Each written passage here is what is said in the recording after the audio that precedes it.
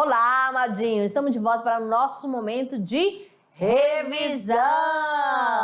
Literatura, barroco e arcadismo. Meu Deus! Opa! Segura! Vamos lá então, literatura, barroco e arcadismo, aula 19.2. Bem, vamos revisar aqui, já trazendo para você essa carteira com tudo resumidinho. Olha lá, para fixar na mente e no coração o contexto histórico. Primeiro vamos ter o momento do século XVII. O que acontece? Opa, vamos lá. Acontece o seguinte, Contra-Reforma e Renascimento, né? Beleza, esses são dois pontos históricos do século XVII, importantíssimo aí para o período do Barroco. Principais autores, Bento Teixeira, literatura poema, Gregório de Mato Guerra, literatura em poesia. Foca o olho aqui agora, estudante, as características. Valorização da vida no campo, crítica à vida nos centros urbanos, fuga da cidade, uso de apelidos, objetividade, idealização amada, da mulher amada, abordagem de temas épicos, linguagem simples. Só que aqui, amadinho, nós estamos falando da característica do arcadismo, tá? Para ficar marcado aqui para vocês, aqui do arcadismo, tá? Conflito entre corpo e alma já é do barroco, passagem do tempo, cultismo, conceptismo, figuras de linguagem que já é do barroco também. Certo, lembrando que nós temos aqui reunidas as características, né? E você já tem nessa cartela para fazer o seu estudo, porque nós temos as duas aulas aí nesta aula 19. Bom, agora os conceitos. Arcadismo, ele era conhecido também como? Neoclassicismo, né? Surgiu no continente europeu no século XVIII, durante uma época de ascensão da burguesia e de seus valores sociais, políticos e religiosos. Beleza, então no Brasil, olha só, e em Portugal, a experiência neoclássica na literatura, ela se deu em torno de modelos do arcadismo, mas esse arcadismo lá da Itália, com a fundação da Academia Literária, simulação pastoral, ambiente campestre, né? Ou seja, ela se expande por todo o território, mas levando essa característica. Ok, vamos aqui então. O barroco no Brasil foi exatamente introduzido por quem? Pelos jesuítas, no final do século XVI, um movimento de catequização. No século XVII, o que acontece? Nos grandes centros de produção de açucareira, na Bahia, através das igrejas. E aí o marco inicial do barroco no Brasil? É 1601, com a publicação do poema épico Prosopopeia de Bento Teixeira. Ok, e já em Portugal? Desenvolveu-se dentro de um período que alternava um momento de depressão e pessimismo com instantes de euforia e nacionalismo. Beleza! Aí o arcadismo, vamos ver a linguagem. Primeiro que ela tem uma linguagem racional, clássica, sem rebuscamento, com vocabulário simples, né? Isso aí estamos falando do arcadismo. Os autores pouco utilizavam figuras de linguagem, aproximando-se assim a linguagem denotativa, uma linguagem simples, expressando sobretudo nos sonetos, certo? E assim, a terceira observação do arcadismo é que eles utilizavam pseudônimos, né? Os apelidos de pastores. Muito bem. Agora vamos ver que nós vamos ter o barroco, que traz aí na sua construção poética as figuras de linguagem, as que mais são utilizadas. Metáfora, antítese e hipérbole. A hipérbole tem tudo a ver com barroco, né? Okay. E a antítese também, porque o barroco, ele é exagerado. Exagerado, jogado aos seus pés, só que não, tá? Beleza, então tá aí pra você a revisão, né, de barroco e arcadismo. E a gente se encontra lá nas atividades. Até lá. Até lá.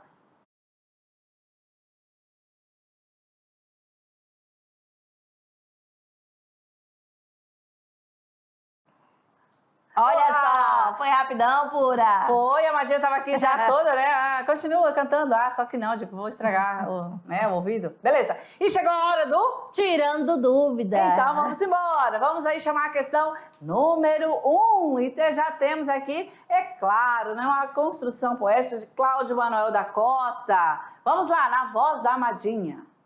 Torno a ver-vos, ó montes, o destino. Aqui me torna a pôr nestes solteiros, onde um tempo os gabões deixei grosseiros, pelo traje da corte rico e fino. Aqui estou entre almendro, entre corino, os meus fiéis, meus doces companheiros, vendo correr os míseros vaqueiros, atrás de seu cansaço desatino. Se o bem desta choupana pode tanto, que chega a ter mais preço e mais valia, que da cidade o lisonjeiro encanto, aqui descanse a louca fantasia, e o que está agora se tornava em pranto, se converta em afetos de alegria. A poesia dos Inconfidentes, né? Cláudio Manuel da Costa. Comando da questão. Considerando o soneto de Cláudio Manuel da Costa e os elementos constitutivos do arcadismo brasileiro, assinale a opção correta acerca da relação entre o poema e o momento histórico de sua produção. Agora vamos ver. Letra A. O bucolismo presente nas imagens do poema é elemento estético do arcadismo que evidencia a preocupação do poeta Arcade em realizar uma representação literária realista da vida nacional. Letra B. A relação de vantagem da choupana sobre a cidade na terceira estrofe é formulação literária que reproduz a condição histórica paradoxalmente vantajosa da colônia sobre a metrópole. Vamos, letra C. Os montes, os outeiros, mencionados na primeira estrofe, são imagem relacionada à metrópole, ou seja, ao lugar onde o poeta se vestiu em traje rico e fino. Letra D. A oposição entre a colônia e a metrópole, como o núcleo do poema, revela uma contradição vivenciada pelo poeta dividido entre a civilidade do mundo urbano da metrópole e rusticidade da vida, da terra e da colônia. Letra E. A realidade de atraso social, político e econômico do Brasil colônia está representada esteticamente no poema pela referência na última estrofe à transformação do pranto em alegria. Então, exatamente, focando no poema, né? Vamos lá. Nós vamos ter o quê? O nosso gabarito sendo letra A, letra B, C, D ou E. Vamos aí, estudante. Ó, a Madinha liberou já o gabarito. Olha só, então aí, ó, a oposição entre a colônia e a metrópole, como núcleo do poema, revela uma contradição vivenciada pelo poeta, dividido entre a civilidade do mundo urbano da metrópole e a rusticidade da terra da colônia. Beleza, então, questão número 2, sobre o arcadismo no Brasil. Podemos afirmar que, letra A, presente sobretudo em obras de autores mineiros como Tomás Antônio Gonzaga, Cláudio Manuel da Costa, Silva Alvarenga e Basílio da Gama, caracteriza-se como expressão da angústia metafísica, religiosa desses poetas, dividido entre a busca da salvação e o gozo material da vida. B. Além das características europeias, desenvolveu tema ligado à realidade brasileira, sendo importante para o desenvolvimento de uma literatura nacional. C. Produziu obras de estilo rebuscado, pleno de antítese e frase. D. Não apresentou novidade, sendo mera imitação do que se fazia na Europa. E. Apresenta já completa ruptura com a literatura europeia, podendo ser considerado a primeira fase verdadeiramente nacionalista da literatura brasileira. E aí, Amadinha, será que a letra E? Eu acho que ele já sabe que a letra E, tá longe de ser verdadeiro sobre o arcadismo no Brasil, né? Vejam que aí fala de ruptura, né? Ruptura com a literatura europeia. E não é isso. É considerada a primeira fase verdadeiramente nacionalista da literatura brasileira. Não, né, gente? O arcadismo já ficou, já isso aí cai por terra. Vamos lá. Letra A, presente sobretudo em obras de autores mineiros, né? Tomás Antônio, Manuel. Acho que aqui, com a estrutura dos autores, já nós vamos ver que não se corresponde. E essa questão aqui, quando ele fala da busca da salvação, gozo material da vida, né? Aham. Então... nós estamos falando de arcadismo no Brasil. Tomás Antônio Gonzaga pertence a qual escola literária? Aluno da NASA. Pelos autores, você já vai se situar na escola literária também, né? Onde é que a gente tem aí a Tomás Antônio Gonzaga? É no arcadismo ou no barroco, certo? Aqui a gente vai descartar para você com essa primeira informação. E a Madinha falou também da relação, né? Busca da salvação e o gozo material da vida. Essa questão, né? De aproveitar o dia, né? Ok. Então, vamos aí para a letra B. Será que a letra B, além das características europeias, desenvolveu temas ligados à realidade brasileira, sendo importante para o desenvolvimento de uma literatura nacional? Não é esse o foco, né? Não está além das características europeias, né? E aí, nós vamos dizer o seguinte, que isso é uma verdadeira ou é uma falsa? Calma, mas a gente ia ligar para cá. Eita, olha só, por que a gente descartou a letra C e a letra D? Produzido, obra de estilo rebuscado. Quem é rebuscado? Barroco, antítese. Quem trabalha com pleno antítese, né? Barroco. Letra D, não apresentou novidades, sendo mera imitação do que se fazia na Europa. Não está imitando, tanto é que fala do bucolismo, né? Critica a questão da cidade, tá bom? Vamos aí à questão 3. O arcadismo didaticamente inicia no Brasil em 1768. Letra A, com a fundação de Arcádia de Lusitana. B, com a publicação de poemas de Cláudio Manuel da Costa em Lisboa e pela fundação da Arcádia Ulissiponense. C, com a publicação dos poemas de Cláudio Manuel da Costa em Lisboa e pela fundação da Arcádia Ultramarina. D, pela vinda da família real para o Brasil. E nenhuma das alternativas. Pela festa aqui, né? Gente, descarta logo, né? Já passou esse período. No período colonial. E aí? Nenhuma das anteriores? Também está descartada. Né? Tem alguma aí? A, B ou C? A com a fundação de Arcádia Lusitana. Aí, amadinho, olha, Lusitana lembra o quê, amado? Barroco. Então, amadinho, nós estamos B ou C? B e C. Olha só, com a publicação dos poemas de Cláudio Manuel da Costa em Lisboa. E pela fundação da Arcádia Ultramarina. Ultramarina, né? Lá aquela foi pegadinha. Vamos então para a questão número 4. Ardor em firme coração nascido, pranto por belos olhos derramado, incêndio em mares de água disfarçado, rio de neve em fogo convertido. Tu que em um peito abrasas escondido, tu que em um rosto corre desatado, quando fogo em cristais aprisionado, quando Cristo em chamas derretido. Se és fogo, como passas brandamente, se és fogo, como queimas e como fia. Mas, ai que andou amor em ti prudente, pois para temperar a tirania, como quis que aqui fosse a neve ardente, permitiu parecesse a chama fria. Ok, vamos ao comando da questão. O texto pertencente a Gregório de Matos apresenta todas as seguintes características. Letra A.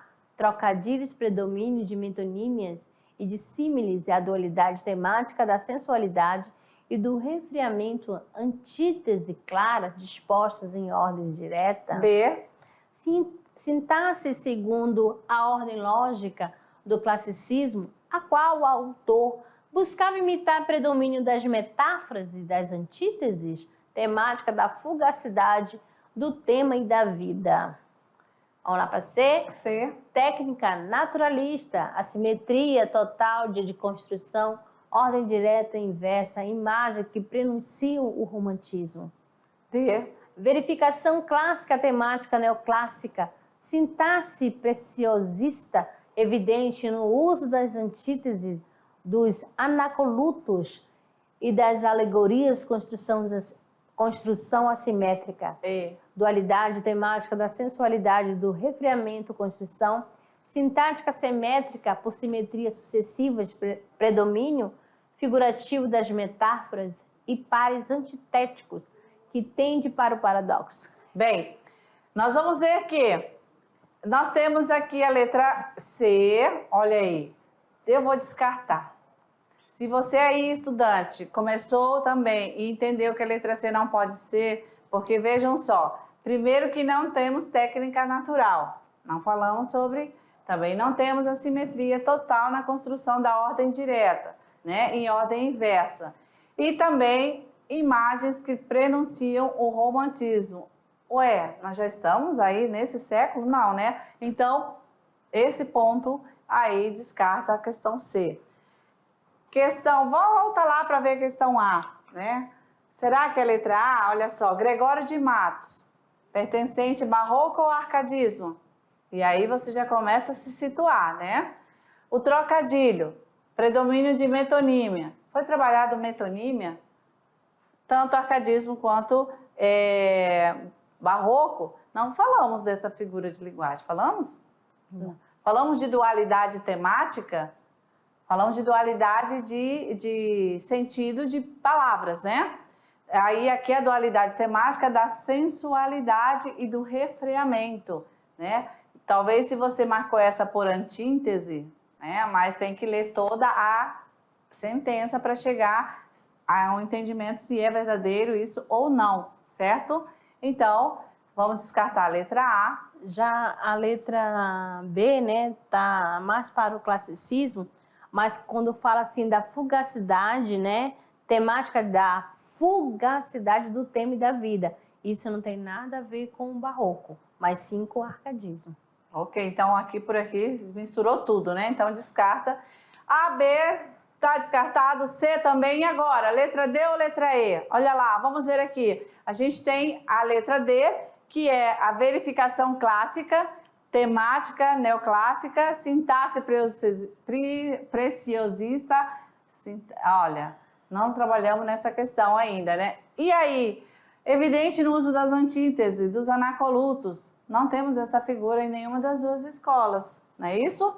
Então, mas como está falando da questão de Gregório de Matos, que você já sabe que é lá do barroco, a questão que das ideias, né, da questão das figuras de linguagem. E do estilo conceptista, né, também. Exato. Então, vamos ver aqui, amadinho, qual é a alternativa aí, ó? Letra E, né? Dualidade temática da sensualidade, do refreamento, construção sintática simétrica e não assimétrica, como dizia lá anteriormente. E se ela é simétrica, ela vai ser simétrica sucessiva, né? Predomínio figurativo das metáforas, dos pares antitéticos que tendem para o paradoxo. Então, antíntese e paradoxo está presente aí nessas obras. Olha, tem uma justificativa para você, que ainda ficou para tomar nota, por que o gabarito é letra E, né? Olha só.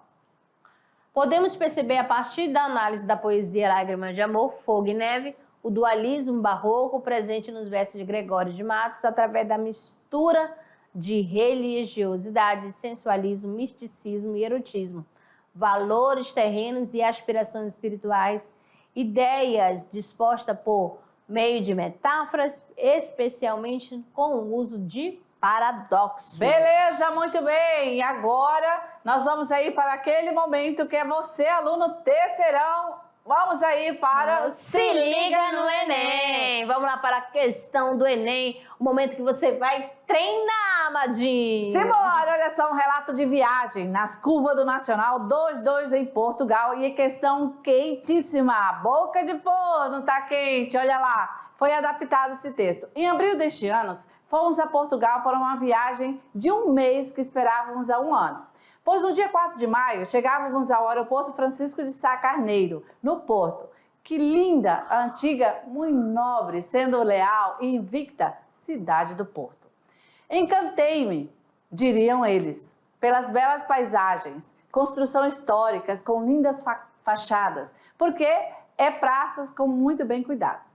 Os tripés sinônimos de portuense, olha, tripeiros, sinônimos de portuense, têm orgulho de sua cidade, apelidada de invicta, nunca foi invadida.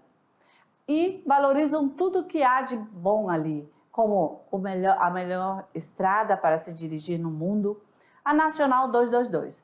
Pois na manhã do 25 de abril, dia da Revolução dos Cravos, resolvemos conhecer a tal maravilha. A cada 10 quilômetros tínhamos que encostar. Corríamos, dançávamos, tomávamos chocolate quente, sopa, tudo que fosse quentinho. E lá íamos para mais uma etapa. Uma aventura deliciosa. Depois de 3 horas, mais ou menos o dobro do tempo necessário, não fossem as paradas para aquecimento, chegamos a casa. Congelados, mas maravilhados e invictos, tá?